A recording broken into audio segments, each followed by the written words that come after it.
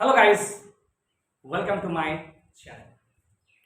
आज बहुत अरसे बहुत दिन के बाद आपके बीच फिर कुछ नए अंदाज, कुछ मज़ेदार वीडियो लेके आपके समक्ष हम फिर से आए हैं। आप जानते हैं सर कि जितना भी मेरे स्टूडेंट हैं, खास करके क्लास 11 के लिए, और इस वीडियो को आप देख रहे हैं, इनमें से मैं बताना चाहूँगा कि आज जिस टॉपिक पे बात करने जा रहा हूँ, one of the most important part of class 11, माने क्लास 11 के लिए सबसे इम्पॉर्टेंट और शुरुआती चैप्टर जो होता है बहुत ही इम्पोर्टेंट होता है।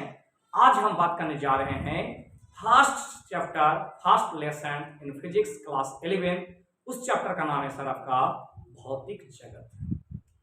आइए इस वीडियो के माध्यम से मैं पूरा तरह से आपको भौतिक जगत के पूरा कंसेप्ट के बारे में आज आपके सामने रूबरू कराएंगे। अब घर में इस चैनल के माध्यम से पूरा इजी माध्यम से पूरा कंसेप्ट को आप समझ सकते हैं, और इस चैप्टर में जितना भी क्वेश्चन पूछेगा आप 100 में से 100 मार्क्स, 100 में से 100% आप इस चैप्टर के माध्यम से उस मार्क को हासिल कर पाएंगे। तो सबसे पहले बात करते हैं हम फिजिकल वर्ल्ड यानी भौतिक जगत। और भौतिक जगत में सबसे इंपॉर्टेंट होता है सर आपका साइंस के बारे में, क्योंकि क्लास 10 के बाद सबसे टफेस्ट और सबसे कि सोल्यूशन होता है कि हम क्या लेके पढ़ेंगे। और आप जानते हैं कि आज साइंस के क्षेत्र में, टेक्निकल क्षेत्र में कितना लाइफ बेहतर हो रहा है और आगे कितना होते जाए। आज मेडिकल के क्षेत्र में हो, चाहे इंजीनियर के क्षेत्र में हो, किसी भी क्षेत्र में देखिए उठा के, और साइंस का पूरा तरह से दबदबा है और बच्चा भी आज साइंस को सीखना चाहते हैं। तो हम बात कर रहे हैं साइंस के बारे में। साइंस क्या है, विज्ञान क्या है, विज्ञान क्या होता है, क्या होता है विज्ञान, इस विज्ञान के बारे में आज हम लोग बात करें। अब जानते हैं, यदि हम लोग का जिंदगी का बात करें हमारे पूर्वों की अपेक्षा, तो हम लोग का जिंदगी बहुत आरामदायक बन गया है। चाहे रक्षा तंत्र में हो, चाहे टेक्निकल क्षेत्र में हो, चाहे रोड के क्षेत्र में हो, चाहे कोई भी क्षेत्र में हो, चाहे एस्ट्रोनॉमी के क्षेत्र में हो, चाहे मेडिसिन के क्षेत्र में हो, चाहे आपका किसी भी विभाग का बात करें, उनमें से सबसे अगर निपुण पाए जाएंगे, पूरा पाए जाएंगे अपने आप को, तो उस क्षेत्र का नाम क्या है सर आपका साइंस है। आज हमारे सामने आज इतना डेवलप कर रहे हैं, आज हम लोग का जीवन जो आरामदायक बन गया है वो एक ही शाखा का देन है। उस शाखा का नाम है आपका विज्ञान यानी साइंस। तो साइंस का डिफिनीशन हम जानने की कोशिश करेंगे कि साइंस का डिफिनीशन क्या है, क्योंकि साइंस का ऐसा कोई डिफिनीशन नहीं है, लेकिन साइंस का डिफिनीशन बनाया जाता है कि विज्ञान प्रायोगिक परीक्षण एवं सत्यापन के माध्यम से सुव्यवस्थित क्रमबद्ध एवं परिष्कृत ज्ञान को ही विज्ञान कहते हैं। यानी विज्ञान प्रायोगिक, विज्ञान में जो बात कहेंगे हवा में बात नहीं कहेंगे, वो प्रायोगिक कहेंगे। वो सत्यापन, उसका साबित है कि जो बात कहते हैं विज्ञान में उसका सत्यापन है। परिष्कृत क्रमबद्ध, लगातार एक के बाद एक क्रमबद्ध सुव्यवस्थित ज्ञान को कहते हैं विज्ञान। आइए कुछ इसका डिफिनीशन हम लिखे हैं। विज्ञान प्रायोगिक परीक्षण व सत्यापन के माध्यम से प्राप्त किया गया व्यवस्थित क्रमबद्ध एवं परिष्कृत ज्ञान को ही हम कहेंगे विज्ञान।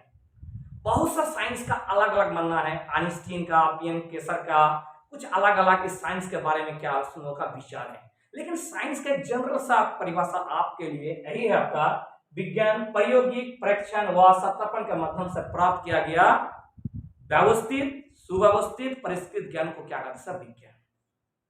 अब जब विज्ञान आप जान गए तो आपको जानना जरूरी है विज्ञान के प्रकार। विज्ञान के कई प्रकार होते हैं, लेकिन उनमें से जो मुख्य होता है सर आपका विज्ञान का प्रकार भौतिक विज्ञान, रासायनिक विज्ञान और जीव विज्ञान। भौतिक विज्ञान को कहते हैं फिजिक्स, रासायनिक विज्ञान को कहते हैं केमिस्ट्री, और जीव विज्ञान को क्या कहते हैं सबका बायोलॉजी। वास्तविक का ज्ञान कहते हैं सर, वास्तविक का ज्ञान ही क्या होता है विज्ञान होता है। अंधेरे से उजाले की तरफ जाना ही कहते हैं सब ज्ञान, उसको ही कहते हैं ज्ञान। और हम जानते हैं विज्ञान का उद्देश्य, एक्चुअली विज्ञान का क्या उद्देश्य है, उस उद्देश्य को भी हमको जानना बहुत जरूरी है। तो विज्ञान का उद्देश्य इस ब्रह्मांड में, इस दुनिया में घटित होने वाले विभिन्न घटना के पीछे, जितना भी आज घटना घटित हो रहा है, उस घटना के पीछे क्या सत्य है, क्या ट्रूथ है, उस सत्य का पता लगाना ही क्या है सबका विज्ञान है। विज्ञान सत्यता का क्या होता है खोज करते हैं। हम लोग के मन में जब मनुष्य है हम लोग, तो हम लोग के मन में क्या होता है हजारों जिज्ञासा उत्पन्न होता है कि ये कैसे होता है, हवाएं चलती है कैसे, ये रंग बिरंगा संसार कैसे है, ये कैसे होता है नहीं होता है, इसके पीछे जो सच है उस सच का पता लगाना ही क्या है सबका विज्ञान का मुख्य उद्देश्य। तो आशा करते हैं आपको विज्ञान समझ में आ गया। अब हम समझते हैं विज्ञान का फर्स्ट चैप्टर यानी फर्स्ट भाग जिसको कहते हैं भौतिक विज्ञान। क्या कहते हैं भौतिक विज्ञान। भौतिक विज्ञान क्या है इसको समझना है। भौतिक विज्ञान क्या है? भौतिक विज्ञान कहते हैं विज्ञान की वह शाखा जिसके अंतर्गत प्राकृतिक एवं प्राकृतिक में होने वाले घटना के बारे में अध्ययन करते हैं, तो उसी ब्रांच को कहते हैं सबका फिजिक्स। इसको कहते हैं सबका उसी ब्रांच को कहते हैं फिजिक्स। की विज्ञान की वह शाखा जिसके अंतर्गत प्राकृतिक एवं प्राकृतिक में होने वाले घटना के बारे में अध्ययन करते हैं, तो उसी ब्रांच को क्या कहते हैं सबका फिजिक्स कहते हैं। और ये जो फिजिक्स शब्द है ये फिजिक्सिया से आया है या फ्यूसिस से आया है, जिसका अर्थ है ज्ञान अथवा क्या है सबका जानना। यानी फिजिक्स का अर्थ ही होता है ज्ञान अथवा जानना। अब जानना जरूरी है कि फिजिक्स कितने प्रकार के होते हैं। फिजिक्स का बहुत प्रकार होते हैं, लेकिन साधारणतः फिजिक्स को दो भागों में बांटा गया है। एक होता है ऐसा क्लासिकल फिजिक्स और एक होता है ऐसा मॉडल फिजिक्स। क्या है क्लासिकल फिजिक्स और क्या है मॉडल फिजिक्स को समझ लीजिए। 1900 के पहले, सन 1900 के पहले सर आइजैक न्यूटन एवं मैक्स क्लैंक मैक्सवेल ने दो चीज का, एक न्यूटन्स लॉ एंड ग्रेविटेशन, उसके साथ साथ बहुत सा नियमों का खोज किया था। यानी 1900 के पहले तक जितना कंसेप्ट जितना थ्योरी फिजिक्स में आ गया है उस फिजिक्स को कहेंगे सर हम लोग क्लासिकल फिजिक्स। और 1900 के बाद quantum theory, mechanism theory, theory of the relativity, Einstein का सिद्धांत जितना भी है, यानी 1900 से लेके 2022 तक जितना भी थ्योरी फिजिक्स में आएगा और भी आने वाला जितना होगा सबको कहते हैं हम लोग मॉडल फिजिक्स। क्या कहते हैं सबका मॉडल फिजिक्स कहते हैं। उसके बाद आप मैकेनिकल फिजिक्स के बारे में जानते हैं कि मैकेनिकल फिजिक्स क्या होता है। वह फिजिक्स जिसमें किसी भी राशि के गति संबंधित गति के बारे में अध्ययन करते हैं, उसी ब्रांच को कहते हैं मैकेनिज्म या मैकेनिक्स। उसके बाद एटॉमिक फिजिक्स।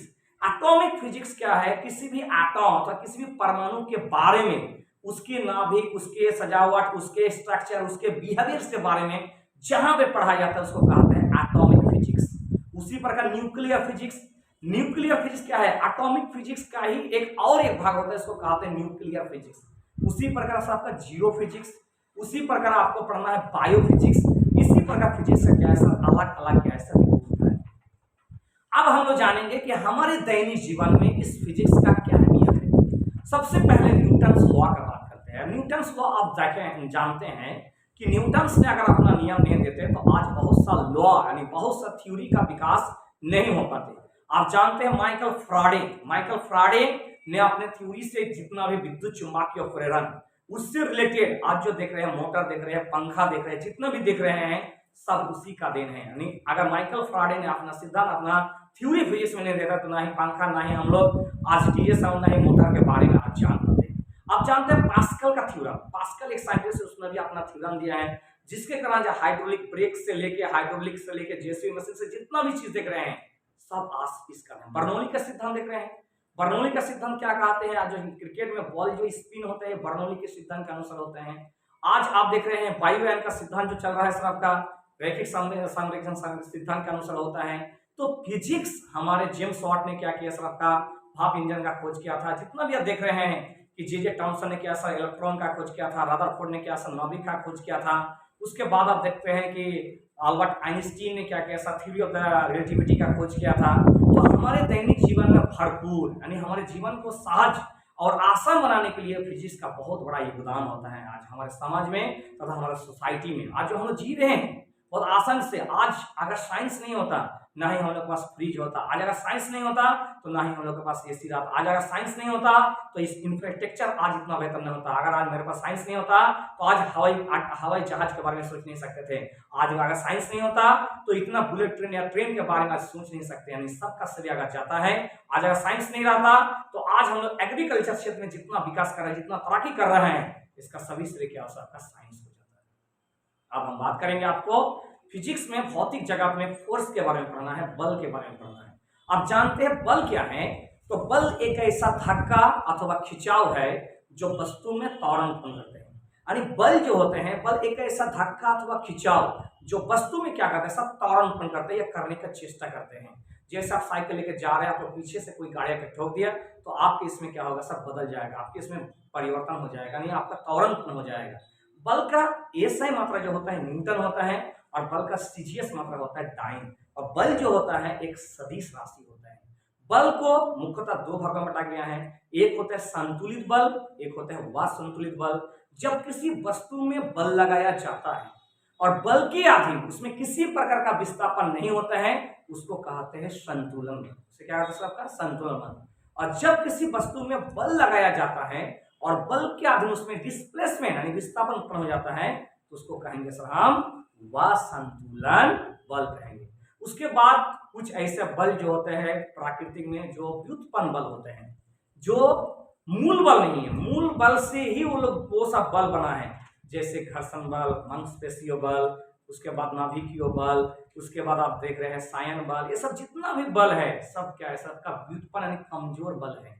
और दुनिया में इस प्रकृति में 4 ऐसा बल है जो मूल बल का दर्जा दिया जाता है। उनमें से नंबर 1 है सबका गुरुत्वाकर्षण बल, नंबर 2 है आपका विद्युत चुंबकीय बल, नंबर 3 है आपका प्रबल नाभिकीय बल, नंबर 4 है सर दुर्बल नाभिकीय बल। एक एक करके आपको डीलिंग करना है कि गुरुत्वाकर्षण बल क्या है। आप जानते हैं कि ब्रह्मांड के प्रत्येक कण एक दूसरे कण को अपनी ओर आकर्षित करते हैं। ये जो बल लगता है इसमें, इस बल को क्या कहेंगे सर? हम लोग गुरुत्वाकर्षण बल कहेंगे। और गुरुत्वाकर्षण बल जो होते हैं वो द्रव्यमान के कारण ही होते हैं। यदि द्रव्यमान नहीं होगा तो गुरुत्वाकर्षण बल भी नहीं लगेगा। तो गुरुत्वाकर्षण बल का आप नियम जानते हैं, गुरुत्वाकर्षण का सर्वोत्तम नियम जानते हैं।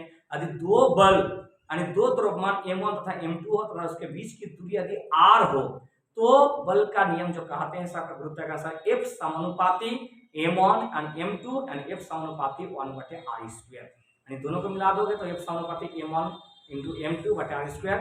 समानुपाती हटाओगे तो कांस्टेंट आएगा, जिसका नाम क्या है सर? आपका बड़ा G यानी F बराबर G m1 m2/r²।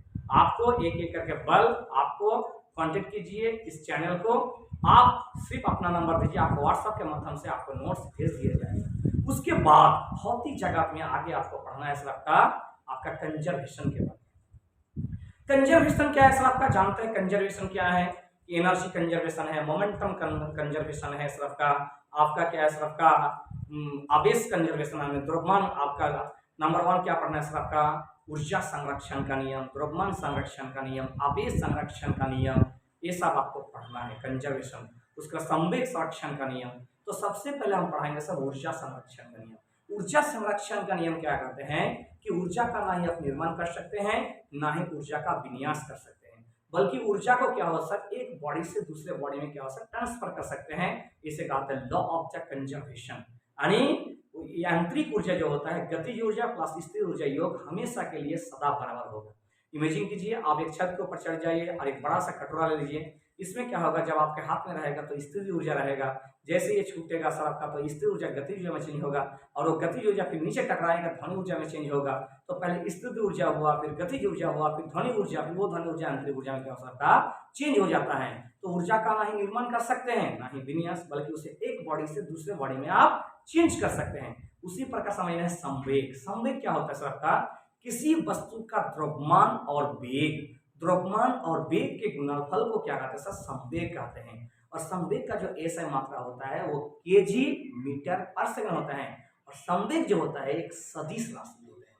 अब संवेग संरक्षण का नियम आप जानते पढ़े होंगे कि किसी रास्ते में दो वस्तुएं, वस्तु ए और वस्तु ए गतिमान है, जा रहे हैं, भी वेग से जा रहे हैं, और जहां पे जाते जाते कहीं पे आपका टक्कर हो गया, यानी टक्कर के पहले का जो संवेग, टक्कर के पश्चात भी अगर वही संवेग होता है सर तो उसे कहते हैं आपका मोमेंटम कंजर्वेशन लॉ यानी संवेग संरक्षण का नियम। उसी प्रकार आवेश संरक्षण, आवेश क्या है सर? आवेश जो होता है एक वादिश राशि है और इसे वादिश राशि के तुल्य आप मान सकते हैं, माप सकते हैं, सिर्फ नेगेटिव पॉजिटिव को साइन में रखते हुए। तो आवेश का ना ही निर्माण कर सकते हैं ना ही विनाश, बल्कि उसे एक से लेकर दूसरे चीज में, एक पिंड से लेकर दूसरे पिंड में आप रूपांतरण कर सकते हैं। जैसे दो वस्तु को आपस में रगड़ाएंगे तो आवेश का ट्रांसफर होगा, यहाँ से नेगेटिव यहाँ से पॉजिटिव, फिर कुछ देर बाद दोनों बॉडी क्या होता है, न्यूट्राइज हो जाता है। जैसे आप जानते हैं इसको अगर सूखा बाल में कंघी करेंगे तो इसमें क्या होगा सर, चार्ज हो जाएगा, छोटे छोटे पार्टिकल को क्या करेगा सर, ये आकर्षण करना शुरू कर देगा। उसके बाद होता है सर द्रव्यमान संरक्षण का नियम। द्रव्यमान का ना ही निर्माण कर सकते हैं ना ही विन्यास, बल्कि उसे एक बॉडी से दूसरे बॉडी में हम कन्वर्ट कर सकते हैं। तो ये था आप लोग के सामने प्रथम चैप्टर भौतिक जगत के, और कुछ आपका खोज किसने किया था ये आपको पढ़ लेना है। यानी भौतिक जगत आपका पूरा तरह से क्लियर हो गया, यानी आपको बेहतरीन उससे मेहनत करके पढ़ना है। और हमेशा इस चैनल को सब्सक्राइब करके रहिए, आपको 11 से लेके 12 से लेके हर कॉन्सेप्ट, हर वीडियो इस चैनल के माध्यम से आपको मिल जाएगा। सब्सक्राइब करने के साथ साथ आप अपने फ्रेंड सर्किल को भी क्या हो सर शेयर करना ना भूलें। Thank you.